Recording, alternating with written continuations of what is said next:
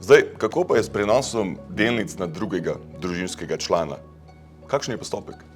Upravičenec lahko prenese pravico do delnic na drugega družinskega člana. Po zakonu o statusnem preoblikovanju Vzajemne se za družinske člane štejejo starši, zakonec ali izvenzakonski partner, otroci oziroma posvojenci, vnuki, pravnuki, nečaki in pa brati in sestre. Torej, prenos je možen na več družinskih članov. Tako je. Na primer, babica lahko prenese delnice na več vnukov, jih razdeli. To opravi z overjeno izjavo volje. Izjavo volje lahko najdete na spletni strani Vzajemne, overite pa jo pri poslovni enoti Vzajemne, pri notarju oziroma pri upravni enoti. Imetnik trgovalnega računa se nato z izjavo volje oglasi v poslovalnici NLB in opravi prenos na svoj trgovalni račun.